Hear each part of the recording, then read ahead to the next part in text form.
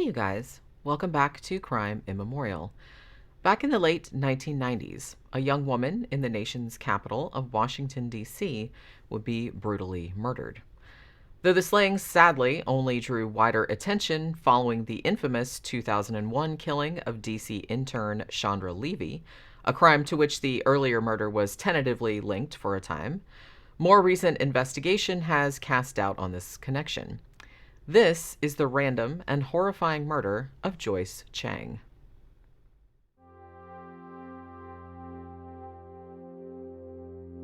"28-year-old Joyce Chiang was the daughter of Taiwanese immigrants and worked as a lawyer for what was then called the Immigration and Naturalization Service, or INS.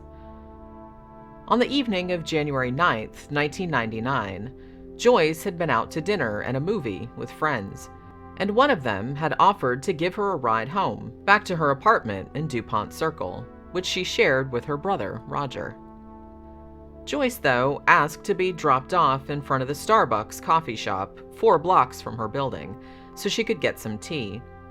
The Starbucks was a regular hangout of hers. The friend obliged, and Joyce got out of the car, but disappeared some time before arriving back at her residence.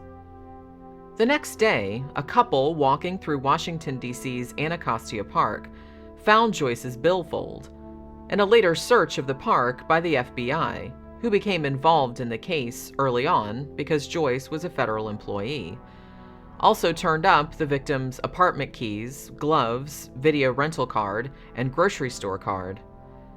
In addition, Joyce's green suede jacket was also found, ominously torn up the back. There would be no other sign of Joyce's fate for 3 long months.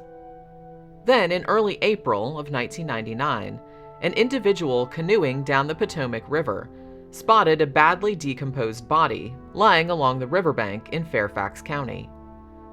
Later examination would determine that these were the remains of 28-year-old Joyce Chiang, who had vanished back in early January, only 4 blocks from her apartment. The site where the body was found lay about 8 miles downriver from where Joyce had last been seen alive. Because cause of death could not be determined, authorities initially believed that Joyce had either committed suicide or had slipped and accidentally drowned in the river. Her family vehemently disagreed, stressing the unlikelihood of Joyce taking her own life, and citing the torn jacket found in the park only days after her disappearance. In spite of their insistence, Joyce's death was not considered a homicide for many years afterward. New life was breathed into the investigation following the 2001 slaying of D.C. intern Chandra Levy, a murder case that captured the national imagination due to the victim's alleged romantic links to California Congressman Gary Condit and rumors of a conspiracy surrounding the killing. Investigators pointed out that the murders of Chandra Levy and Joyce Chiang did bear some striking similarities, including the fact that both victims were attractive young interns with dark hair. Both lived within a few blocks of each other in Beaumont Circle, though Chandra did not move there until after Joyce's death, and both were known to hang out at the same Starbucks, the one where Joyce was last seen alive, though again, Chandra did not live in the area until after Joyce was killed. Ultimately, however, it was established that Chandra Levy had most likely been killed in the course of an attack perpetrated by a man named Ingmar Gwandike, who had been convicted in 2001 of assaulting 2 other women in Rock Creek Park, where Chandra's skeletal remains were discovered. Gwandike was convicted in 2010 of Chandra's murder and sentenced to 60 years. But in 2015, he was granted a new trial, and in the summer of 2016, the prosecution dismissed the charges against him. He was subsequently handed over to immigration authorities and was deported back to his home country of El Salvador in 2017. Meanwhile, investigators in the Joyce Chiang case finally vindicated the victim's family in 2011 by stating that Joyce had most likely been the victim of a homicide. And not only that, but asserted that they almost certainly knew who the perpetrators were. One of them, they stated, was a man named Steve Allen, who was already in prison in Maryland for a sexual assault. The other was Neil Joaquin, who would subsequently move to Guyana, which has no extradition treaty with the United States, and was therefore out of reach. Investigators put forth the theory that the two men often worked as a team on the streets of D.C., targeting women at random for abduction, rape, and robbery. A very similar crime, thought to have been carried out by the same two attackers, occurred only a short time after Joyce went missing. Though no charges have been filed against the two suspects, authorities seem confident that they are the most likely assailants.